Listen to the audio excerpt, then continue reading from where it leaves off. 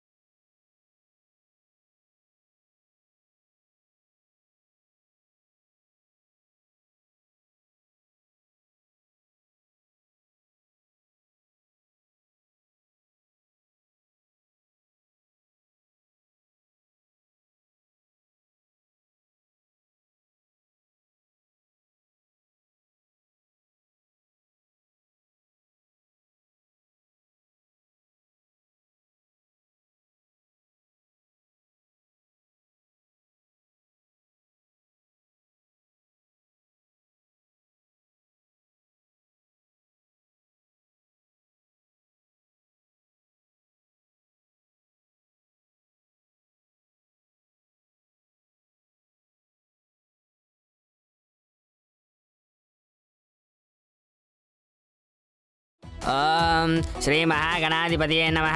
శ్రీ గురుభ్యో నమః. ఓం శుక్లాంబరధరం విష్ణుం శశివర్ణం చతుర్భుజం ప్రసన్నవదనం ధ్యాయేత్ సర్వవిఘ్నోపశాంతయే. అగజానన పద్మార్కం గజాననమహర్నిశం అనేకదంతం భక్తానామేకదంతం. అమ్మాయిలు అబ్బాయిల చేతులకి కంకణాలు కట్టండి.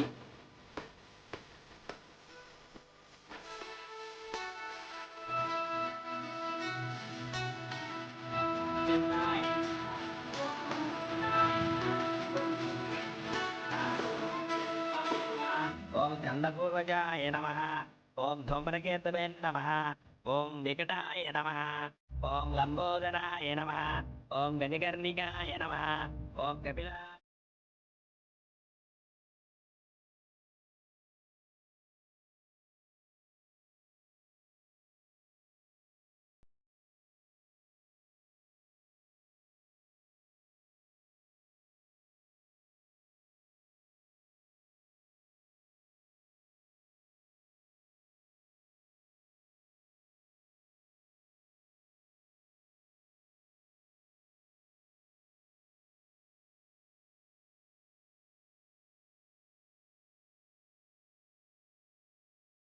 అబ్బాయిలు ఇప్పుడు అమ్మాయిల చేతులు కంకణాలు కట్ట.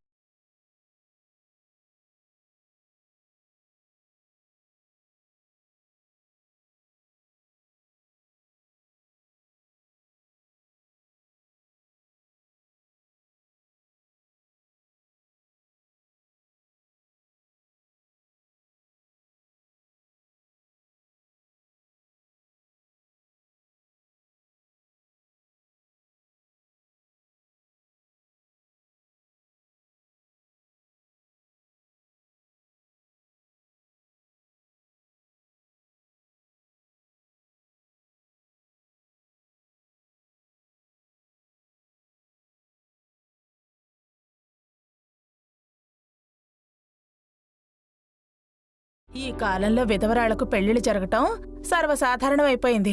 అదే మా కాలంలో అయితే అదో పెద్ద నేరం. అంతెందుకు, అప్పట్లో నాకే రెండో పెళ్లి కాలేదు. అవును, నీకైందా? నాకు మొదటి పెళ్లి అయ్యింది. నా భర్త ఇంకా బతికే ఉన్నారు. బతికే ఉన్నాడా? తన మొగుళ్ళ నా మొగుడు పోయాడమ్మా. చూడు. సుశీల, వసుకు విషయం చెప్పావా? లేదండి, చెప్పేలోపు ఈ సుమంగళొచ్చింది. ఎలాగోలా వసుకు నిజం చెప్పేయాలి. నేను మొదట్నుంచి ఇదే కదా చెప్తున్నాను, మీరే వినలేదు. ఇప్పుడేమో పీకల మీదకొచ్చింది. వసు కళ్ళల్లో చూసి చెప్పే ధైర్యం లేక చెప్పలేకపోయాను. నువ్వే ధైర్యం చేయాలి. ఏంటి వీళ్ళ గుసగుసలు? వసు ఎలా తీసుకుంటుందోనని నాకు భయంగా ఉందండి. కానీ ఎలాగోలా చెప్పాలి.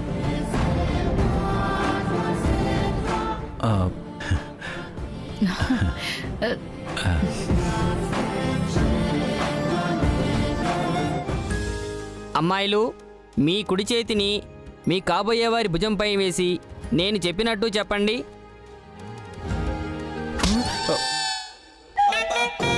మరీ అంత ఫాస్ట్ అంటే కాస్త సిగ్గుపడవే.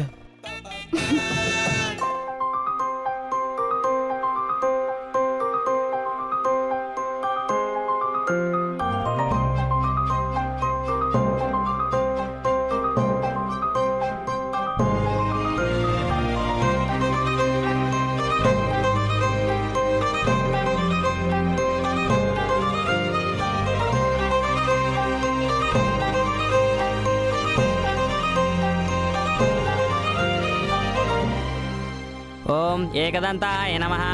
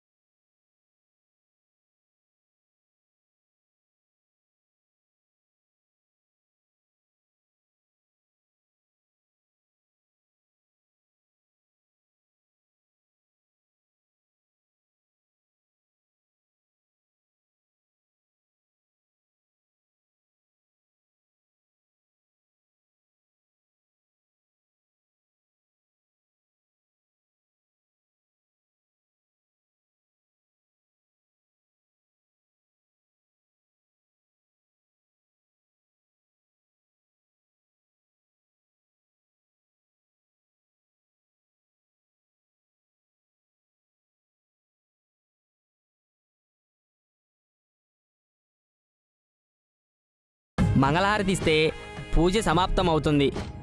మీ ముందున్న హారతులు వెలిగించండి. అబ్బాయిలు హారతి ఇవ్వండి. అమ్మాయిలు అబ్బాయిల చేతులు పట్టుకోండి.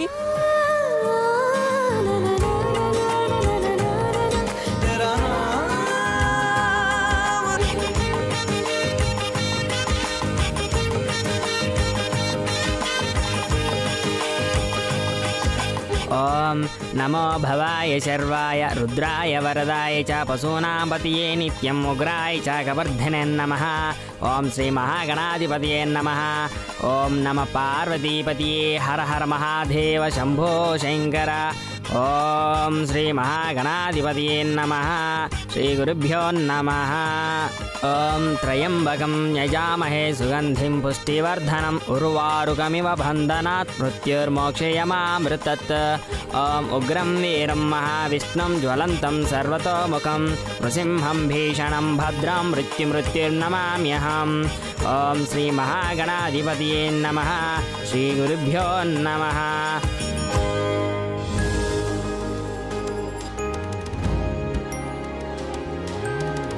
జయంతి గారు, మీకు 3 కోడళ్ళు వచ్చేశారు. మీ కాలు కింద పెట్టనివ్వకుండా చూసుకుంటారు. కోడళ్ళు ఇద్దరు భారీగా కట్న కానుకలు ఇచ్చినట్టున్నారే. 2 కోడళ్ళు సరి సమానంగా కానుకలు తెచ్చినట్టున్నారు. నేను ఇన్ని కానుకలు చూడ్డం ఇదే మొదటిసారమ్మా. అవునండి, మా 2 కోడళ్ళు మా స్థాయికి తగ్గట్టుగా భారీగా కానుకలు తెచ్చారు. మీరు చూస్తున్నవన్నీ వాళ్ళు తెచ్చినవే. మీ నర్సరీని అమ్ముతున్న విషయం మీ అమ్మాయికి చెప్పలేదా? అవునమ్మా, నీ పెళ్ళేంటి కదా, ఖర్చులకు డబ్బులు కావాలంటేను నేనే కొనుక్కుంటున్నాను.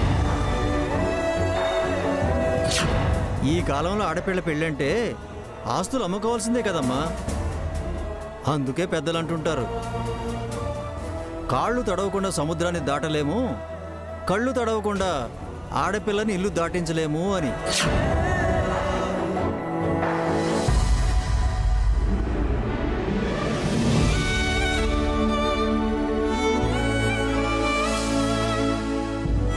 అంటే అమ్మ నాన్న నర్సరీ అమ్మేసి నాకు తెచ్చారు?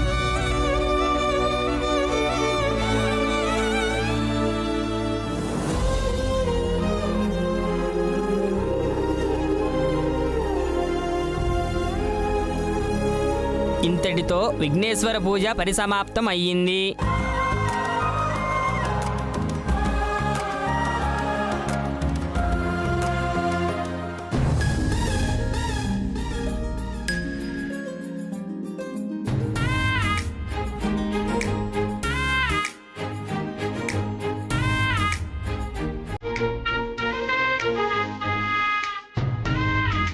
ఒక్క నిమిషం అండి, మీతో మాట్లాడాలి. ఏంటి వదిన గారు? మీతో ఒక విషయం మాట్లాడాలి.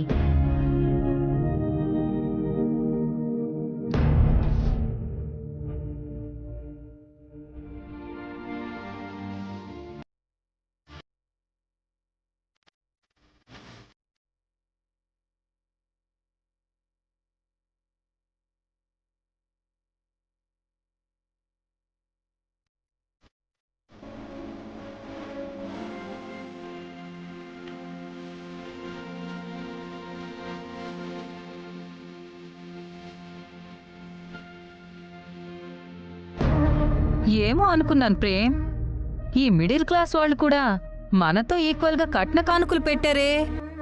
ఏముంది చాము, ఆస్తులమ్ము అప్పులు చేసో తీసుకొచ్చుంటారు అంతేగా. ఇందాకడి నుంచి మీరేదో టెన్షన్లో ఉన్నారు. అయ్యో అదేం లేదమ్మా, మీరే ఏదో విషయం అడగాలన్నారు. మీకు బంధువులు లేరని మాకు ముందే చెప్పారు. బంధువులు ఎందుకు లేరో తెలుసుకోవచ్చా? ఏ కాలంలో చుట్టాలు, స్నేహితులు, బంధువులు లేనివారంటూ ఎవ్వరూ ఉండరు. మీకు ఉండుంటారు. వసు రెండో పెళ్లి చేసుకోవడం వాళ్ళకిష్టం లేదా? అందుకే మీరు వాళ్ళని పిలవలేదా? అయిన వాళ్ళంటూ ఎవరూ లేని వాళ్ళకి ఆస్తిపాస్తులు మాత్రం ఏముంటాయిలే ప్రేమ్. నాకు తెలిసి అప్పే చేసుంటారు. అప్పులే చేశారు, లేక తన మొదటి భర్త నుంచి ఆస్తులు ఏమైనా కలిసి వచ్చాయో? మీ అబ్బాయి చనిపోతే మీరు మీ కోడల్ని కూతుర్లా చూసుకుంటున్నారు. తన బరువు బాధ్యతలు తీసుకున్నారు. అది మంచి విషయమే, కానీ తన అమ్మా నాన్నలు ఉంటారు కదా, కనీసం వాళ్ళనైనా ఈ పెళ్లికి పిలవాల్సింది. వసు అమ్మా నాన్న తన చిన్నప్పుడే చనిపోయారు వదిన గారు. తనొక అనాథ. అందుకే తనకన్నీ మేమే అయ్యాం. మాకు కూడా వసు తప్ప ఎవ్వరూ లేరు. మూర్తి సుశీల గారుల ముద్దుల కొడుకేగా తన మొదటి భర్త. అతగాడి పోయాక అప్పనంగా ఆస్తి కలిసొచ్చిందంటావా? అంతేగా అంతేగా. ఏ ఇన్సూరెన్స్ డబ్బులో వచ్చుంటాయి, వాటితో కోడలికి ధూమ్ధామ్గా లాంఛనాలు జరిపించినట్టున్నారు. అంతేగా అంతేగా. ఇదిగో అమ్మాయి, గొప్పలకి పోయి తిప్పలు తెచ్చుకున్నట్టున్నారు మీ అత్త మావలు, అదే మీ అమ్మ నాన్నలు.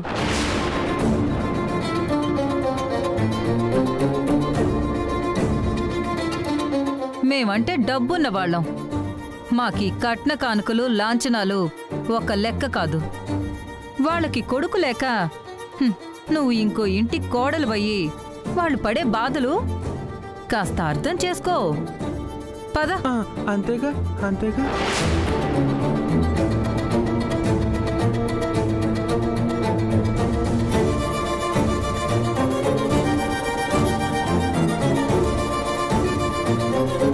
మా కొడుకు లేడు, వసుకి అమ్మా నాన్నలు లేరు. ఉన్నది మేం మాత్రమే. అందుకే మేం మాత్రమే పెళ్లికొచ్చాం. మాకు బంధువులు లేకపోయినా మీకు మీ బంధువులకు మీ స్థాయిలోనే కట్న కానుకలు సమర్పించాం కదండి. ఏ లోటు చేయలేదు కదా.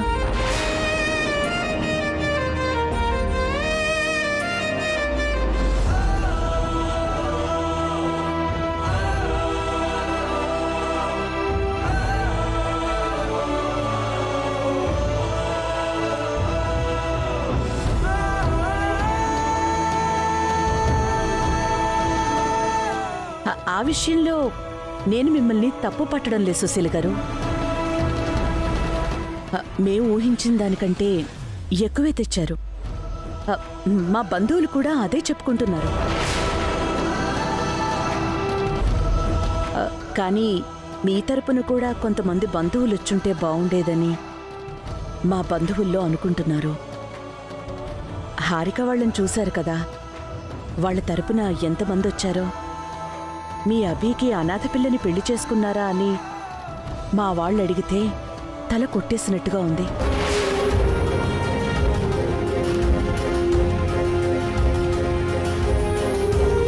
ఇలా అంటున్నానని మరోలా అనుకోకండి. నా మనసులో ఏదీ దాచుకోవటం నాకు ఇష్టం ఉండదు. అందుకే బయటికి చెప్పేశాను. ఉంటానండి. నమస్తే.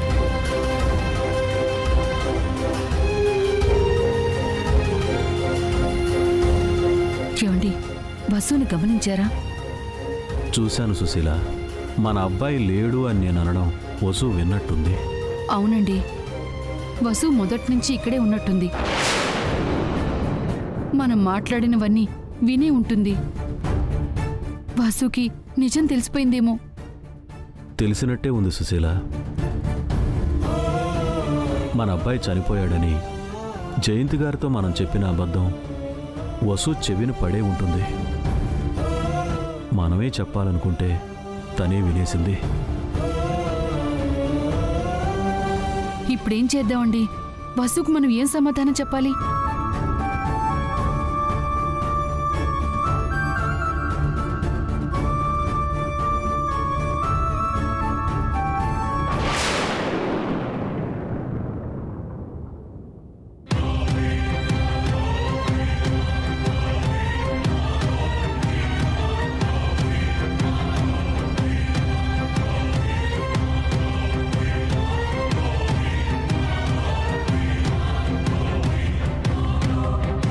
ఎందుకు ఇలా చేశారు? మీ కూతురు దగ్గర ఇంత పెద్ద నిజాన్ని దాస్తారా? అది కాదు వసు. వద్దమ్మా.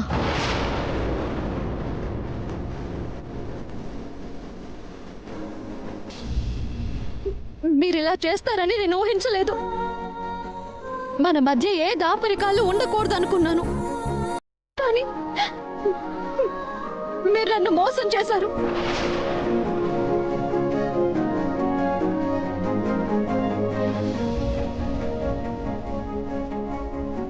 మీ పైన నేను పెట్టుకున్న నమ్మకాన్ని వమ్ము చేశారు.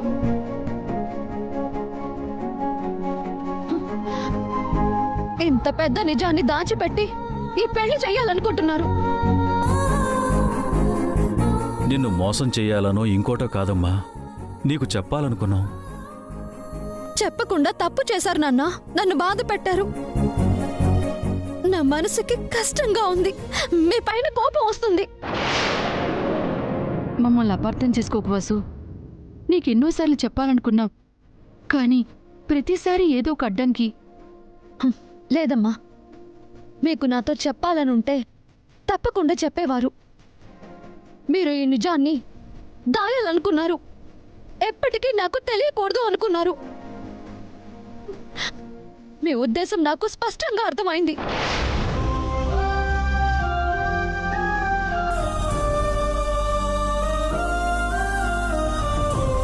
నాకు ముందు నుంచే ఈ పెళ్లి ఇష్టం లేదు.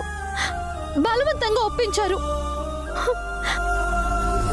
అన్నీ నాకు చెప్పే ఈ పెళ్లి చేస్తారనుకున్నాను.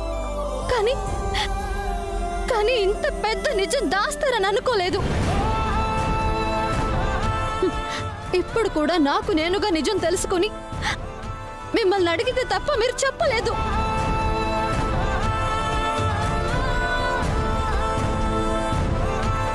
పీటల దాకా వచ్చిన పెళ్లిని కాదననే కదా మీ ధైర్యం. మమ్మల్ని అర్థం చేసుకోవచ్చు. నీతో నిజం చెప్పమని మీ అమ్మ ముందే చెప్పిందమ్మా. నేనే దాట వేస్తూ వచ్చాను. నీతో చెప్పే ధైర్యం లేకే ఇలా చేశానే తప్ప నిన్ను మోసం చేసే ఉద్దేశం మాకు లేదమ్మా. అవును వసు, మేమేం చేసినా అది నీ సంతోషం కోసమే. నువ్వు బన్నీ సంతోషంగా ఉండాలి. ముందే విషయం చెప్పుంటే నువ్వు బాధపడి ఉండేదానివి, ఈ పెళ్లి వద్దనేదానివి. ఆ కారణంతో చెప్పలేకపోయాం. కారణం ఏదైనా మీరు నిజం దాయటం తప్పేనమ్మా. నిష్ఠూరమైన నిజం చెప్పుండాల్సింది. నిర్ణయం నాకే వదిలేసి ఉండాల్సింది. అబద్ధం చెప్పారు. నా సంతోషం కోసం అబద్ధం చెప్పారు. బన్నీని సంతోషపెట్టడానికి నువ్విప్పటి వరకు అబద్ధం చెప్పలేదా వసు?